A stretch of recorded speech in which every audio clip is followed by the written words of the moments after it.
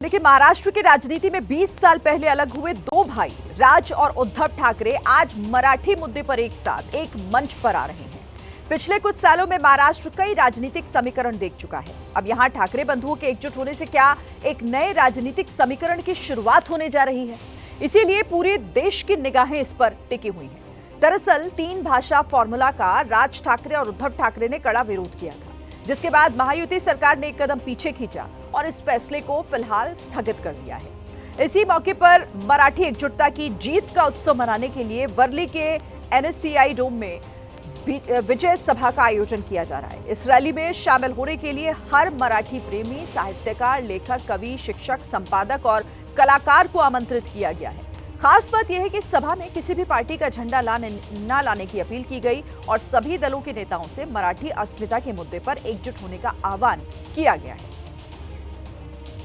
ये वो मंच है जिस पर 20 साल बाद हिंदी भाषा के विरोध में और मराठी अस्मिता के नाम पर उद्धव ठाकरे और राज ठाकरे एक बार फिर साथ दिखाई पड़ेंगे। महाराष्ट्र के स्कूलों में हिंदी की अनिवार्यता के मुद्दे पर महायुति सरकार को पीछे धकेलने के बाद अब राज ठाकरे और उद्धव ठाकरे मुंबई में विजय रैली करेंगे। इसके लिए वर्ली एनएससीआई डोम सभागृह में जोरदार तैयारियां की गई हैं। सुबह 11 बजे के करीब पहले राज ठाकरे बोलेंगे और फिर उद्धव ठाकरे का भाषण होगा, फिर सहयोगी दलों के नेता बोलेंगे। बारिश का मौसम है, इसके लिए थोड़ी सी दिक्कतें आ रही है, नहीं तो खुले मैदान में होता तो और मजा आती। इकट्ठे आ रहे हैं, इसका बहुत खुश हूँ। खुशी है मुझे व्यक्तिगत नहीं, पूरे महाराष्ट्र को खुशी है। सब देख रहे हैं कि या कब इकट्ठे आएंगे, कब बात करेंगे, किस तरह से भाषण करेंगे। कैपेसिटी ही है कुछ 8-10 हज़ार कैपेसिटी है, लेकिन ये फुल हो जाएगा। बाहर का जो है एरिया वो भी कंप्लीट फुल हो जाएगा और रास्ता भी, सब रास्ते जो बाहर के मेन रोड है वो भी फुल हो जाएंगे। इतनी तैयारियां हो चुकी है। तो 20 साल के बाद दोनों ठाकरे ब्रदर्स एक साथ जब एक मंच पर होंगे तो क्या नए समीकरण बनेंगे? किस तरीके से महाराष्ट्र की राजनीति जो है वो किस मोड़ पर जाती हुई दिखाई देगी? ये वाकई देखना काफी दिलचस्प होगा। तैयारियां जोरों शोरों से की जा रही हैं, लेकिन अभी ग्राउंड पर क्या स्थिति है और इसके मायने क्या हो जाते हैं, ये जानने के लिए हमारे साथ सहयोगी जुड़ गए हैं। लेकिन सबसे पहले मैं वैभव परब का रुख करती हूँ, मुंबई से हमारे साथ लाइव जुड़े हुए हैं।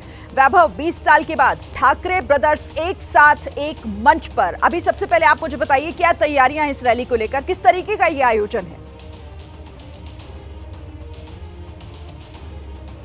आज कोई पार्टी या विजय रैली नहीं है, आज उनके लिए त्योहार का दिन है और उसी त्योहार का माहौल हमें आपको यहाँ यही मंच पर अब थोड़े ही समय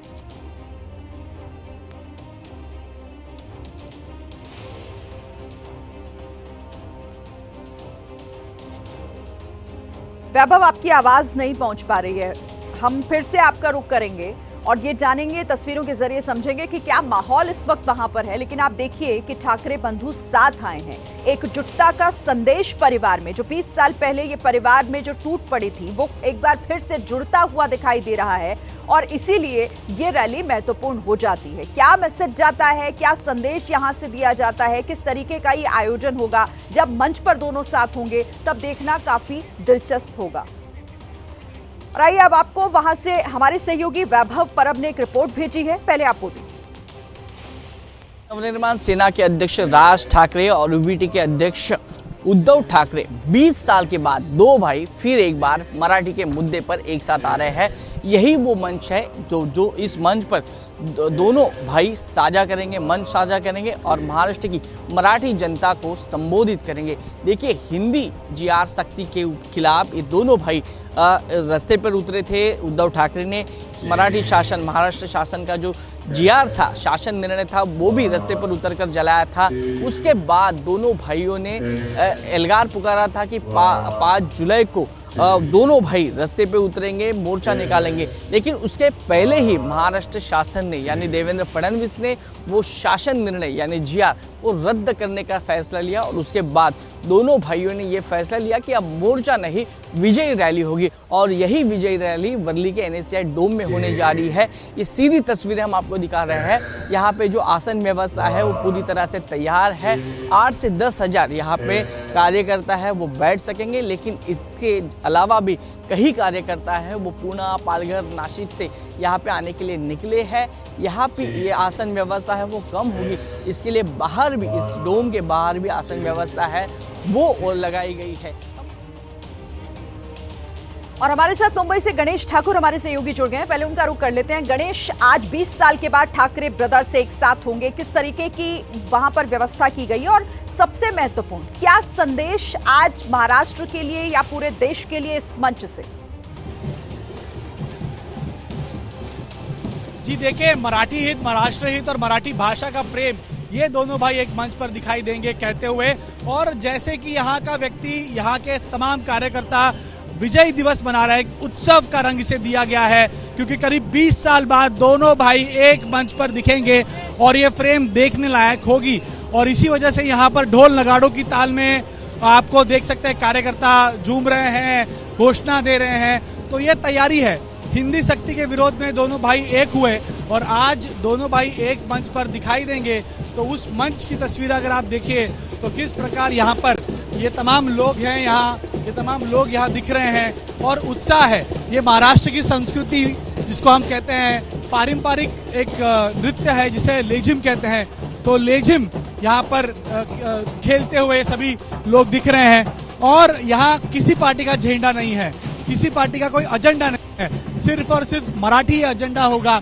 ये बात यहाँ पर लगभग साफ कर दी गई है और इसी वजह से 11 साढ़े 11 के करीब राज ठाकरे, उद्धव ठाकरे एक साथ मंच पर आएंगे। दोनों भाई एक साथ मंच पर आएंगे और सबसे पहले राज ठाकरे भाषण करेंगे, उसके बाद में उद्धव ठाकरे भाषण करेंगे। बड़े भाई को सम्मान दिया है, जो अंत का भाषण होगा वो उद्धव ठाकरे का होगा। और ये तैयारियां हैं, इस डोम के बाहर की ये तैयारियां हैं। उस डोम में बहुत जबरदस्त माहौल दोनों भाइयों की तरफ से, पार्टियों की तरफ से किया गया है और एक उत्साह है। दोनों ये मानते हैं कि मराठी हित के लिए अगर एक होंगे तो एक बड़ी चुनौती महायुति सरकार को मिलेगी और यही भावना लेकर अब तमाम लोग यहाँ पहुंचे हैं कि क्या दो भाई सिर्फ इस विषय तक साथ रहेंगे या उसके बाद आगामी चुनावों में दोनों एक साथ भाजपा, शिंदे, अजीत पवार के खिलाफ लड़ते हुए नजर आएंगे। तो रोमाना, ये शुरुआत है और शुरुआत जोरदार हुई है। अब देखना होगा कि क्या ये बात आगे बढ़ती है या सिर्फ यहीं तक सीमित रहती है। रोमाना। बिल्कुल गणेश, मैं शिरीन बोल रही हूँ स्टूडियो से। और साथ ही एक सवाल मेरा ये भी कि आपने कहा कि वहां पर दो भाइयों की जो एकजुटता दिखाई देगी वो ये दिखाई देगी कि वो इस मुद्दे को लेकर किस तरीके से एक साथ हैं। भले ही वहां पर यह अपील की गई हो कि कोई भी किसी पार्टी का झंडा ना लेकर आए, लेकिन क्या हम इसे इससे अलग रख सकते हैं, इससे इतर रख सकते हैं कि यहाँ पर इस मंच से वो राजनीति या फिर वो राजनीतिक संदेश नहीं देखने को मिलेगा? क्योंकि कहीं ना कहीं इसके पीछे अगर इसका बैकग्राउंड समझे तो वही है कि एकजुटता के साथ साथ ये भी दिखाया जाए कि ये एक तरीके का शक्ति प्रदर्शन है दोनों भाइयों का, इन दोनों पार्टियों का। बिल्कुल शिरीन, हम इससे मना नहीं कर सकते हैं क्योंकि ये उसी वजह से हो रहा है। ऐसा भी हम कह सकते हैं, ये भाजपा भी आरोप लगा रही है क्योंकि देखिए, अगर राजनीतिक अस्तित्व की बात करें तो मनसे का राजनीतिक अस्तित्व अब फिलहाल नहीं है। कोई विधायक नहीं, कोई सांसद नहीं, कहीं पर किसी महानगर पालिका में सत्ता नहीं। और अगर उद्धव ठाकरे की बात करें तो भाजपा के साथ अलग होने के बाद, महाविकास आघाड़ी के साथ आने के बाद और जो विधानसभा के चुनाव के नतीजे आए उसके बाद उनका अस्तित्व भी डगमगा रहा है। अब दोनों भाई एक संजीवनी की कोशिश कर रहे हैं और वो संजीवनी ठाकरे इस नाम में है। दोनों भाइयों के नाम में महाराष्ट्र की राजनीति छुपी हुई है।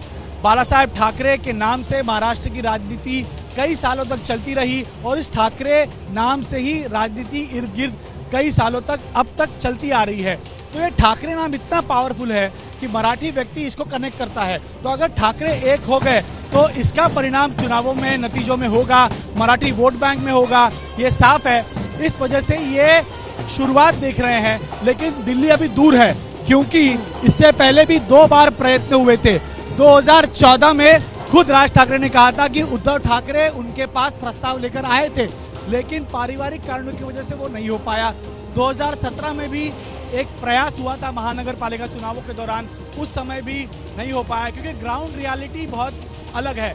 ग्राउंड रियलिटी बिठानी होगी, दोनों का वोट बैंक सेम है, एक दूसरे के खिलाफ बहुत जगह पर उनके उम्मीदवार लड़ते हैं, तो ऐसे में आज भावनाओं या इमोशनली कनेक्ट हो सकते हैं, लेकिन क्या प्रैक्टिकली कनेक्शन होगा, यह एक बहुत बड़ा सवाल है। क्योंकि ग्राउंड में जब चुनाव की बात आएगी, कौन पीछे हटेगा कौन आगे, ये देखना बहुत महत्वपूर्ण होगा। और दोनों भाइयों को जितना मैं जानता हूँ, दोनों भाई अपनी बात मनवाने में आगे रहते हैं, तो किसी को कहीं ना कहीं बैकफुट में आना होगा अगर ये समीकरण बनाने हैं तो। लेकिन फिलहाल ये समीकरण राजनीतिक नहीं तो महाराष्ट्र हित के हैं, ऐसा बताया जा रहा है, लेकिन भविष्य में ये समीकरण बन सकते हैं और उसके लिए ये शुरुआत कही जा रही है। शिरीन, बिल्कुल, अब इस समीकरण पे मैं आपसे बात करूं, लेकिन उससे पहले हमारे दर्शकों को बताइए कि आज इस कार्यक्रम में इस जो विजय उत्सव जिसे नाम दिया गया है, कौन कौन इसमें शामिल हो रहा है, कौन कौन आने वाला है, क्या रूपरेखा इसकी तय की गई है? देखिए शिरीन, तमाम पार्टियों, राजनीतिक पार्टियों को न्योता दिया गया था महायुति के घटक पक्षों को छोड़कर, तो कांग्रेस की तरफ से कोई नहीं आ रहा है। राष्ट्रवादी शरद पवार गुट की तरफ से सुप्रिया सुले पहुंच रही हैं, प्रकाश रेड्डी सीपीएम की तरफ से आ रहे हैं, और छोटे पार्टी हैं महाराष्ट्र की जिसमें जयंत पाटिल, महादेव जानकर, तमाम लोग आ रहे हैं। 4 यहाँ पर भाषण होंगे, एक प्रकाश रेड्डी सीपीएम की तरफ से और एक एनसीपी एसपी ग्रुप की तरफ से सुप्रिया सुले का, बाद में राज ठाकरे का और उसके बाद में उद्धव ठाकरे का। आज मराठी अस्मिता की बात जरूर की जाएगी और इस मराठी अस्मिता के आधार पे ही आगे की रणनीति तय की जाएगी। जैसा मैं बता रहा था कि ये बस एक शुरुआत है, लेकिन दिल्ली अभी दूर है, दोनों भाइयों के मन मिलने होंगे, लेकिन क्या राजनीतिक जो समीकरण बनने चाहिए, जिस आधार पे बनने चाहिए, क्या वो एक हो सकते हैं? क्योंकि इससे पहले भी उद्धव ठाकरे ने भाजपा के साथ सिर्फ और सिर्फ 30 साल का नाता इस वजह से तोड़ा था क्योंकि उन्हें उनके मर्जी की सीटें नहीं दी थी। तो क्या इस बार दोनों भाई एक होंगे तो क्या दोनों को मनमर्जी सीटें मिलेंगी? मुश्किल है, क्योंकि दोनों की लड़ाई कई जगहों पर एक दूसरे के साथ है, तो ऐसी स्थिति में दोनों कैसे आगे बढ़ते हैं देखना महत्वपूर्ण होगा। लेकिन आज ये ठाकरे ब्रांड एक होता हुआ नजर आ रहा है और ये एक भावनिक क्षण है महाराष्ट्र के मराठी मानुस के लिए, और इसी वजह से तमाम लोग यहाँ पर आ रहे हैं दोनों भाइयों को एक साथ देखने के लिए। देखिए, एक फिल्म आई थी 20 साल बाद, वो हिट हुई थी, अब 20 साल बाद ये एक और एकता दिख रही है, वो भी ठाकरे इस ब्रांड की। तो क्या ये अलायंस अगर होता है, हिट होता है या फ्लॉप, और क्या ये आगे बढ़ता है, ये देखना बहुत महत्वपूर्ण होगा। शिरीन, बिल्कुल, आप रहिएगा हमारे साथ। हमारे